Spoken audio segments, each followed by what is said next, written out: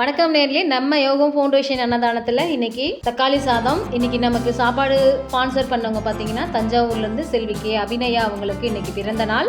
இந்த பிறந்த நாளுக்கு அவங்கள நாம் யோகம் ஃபவுண்டேஷன் சார்பாக பல்லாண்டு பல்லாண்டு வாழ்க என வாழ்த்துகிறோம். மேலும் இன்றைக்கி பார்த்திங்கன்னா தக்காளி சாதம். வாங்க வீடியோக்குள்ளே போகலாம். தேவையான அளவு எண்ணெய் விட்டுருக்கேன்.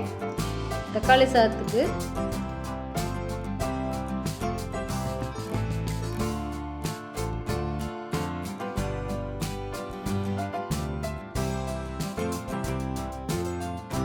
தாளிப்பு வேணுங்கிற அளவு போட்டிருக்கேன். அதில் பார்த்திங்கன்னா பிரியாணி இலை போட்டிருக்கேன், சோம்பு, பட்டை, லவங்கம், ஏலக்காய் எல்லாமே அதில் போட்டிருக்கேன். அடுத்து வெங்காயம், நல்லா வெங்காயம் வணங்கட்டும்.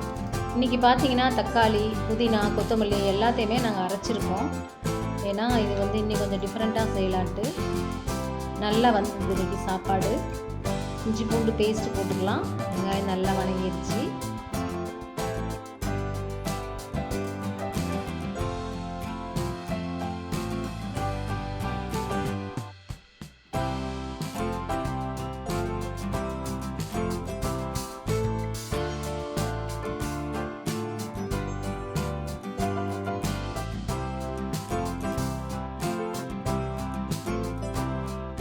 அடுத்து புதினா கொத்தமல்லி பேஸ்ட்டு அது கொஞ்சம் நல்லா வணங்கட்டும். பச்சை வாசம் நல்லா போகிற வரைக்கும் கிண்டி விடலாம். நல்லா வெந்துருச்சு.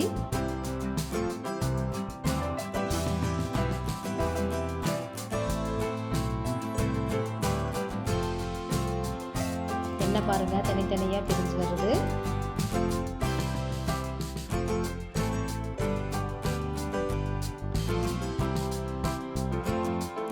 அடுத்து தக்காளி, அரைச்சி வச்ச தக்காளியை போட்டுக்கலாம். தக்காளி நல்லா வணங்கட்டும்.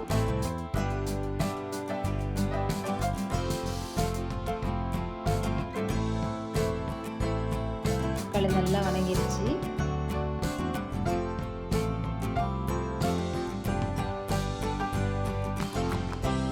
தேவையான அளவு காரம் போட்டுக்கலாம். மிளகாய் பொடி, தனியா பொடி, கொஞ்சம் மஞ்சள் தூள்.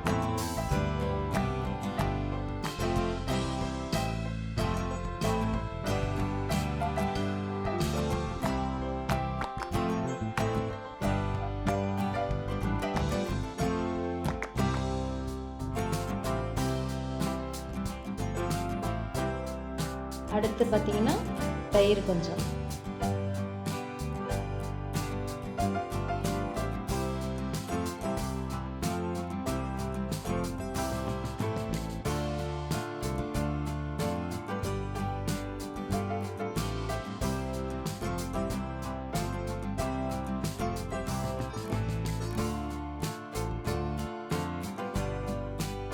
நல்லா வணங்கட்டும். அளவு தண்ணி விட்டுக்கலாம்.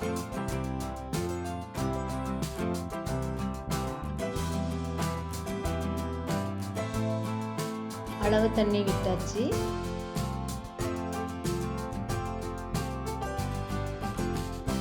மிளகு கொதிச்சு அரிசி போட்டுடலாம். அவ்வளோதான், 5 நிமிஷத்தில் சாப்பாடு ரெடி ஆகிடும்.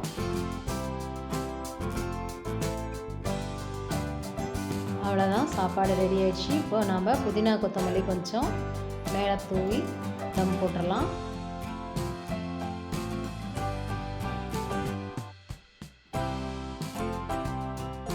சாப்பாடு ரெடி ஆயிடுச்சு.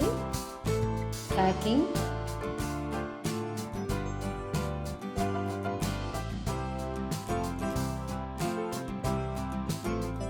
வாங்க கொண்டே கொடுத்துடலாம். நாளைக்கு வேறு ஒரு வீடியோவில் நான் உங்களை சந்திக்கிறேன். நன்றி.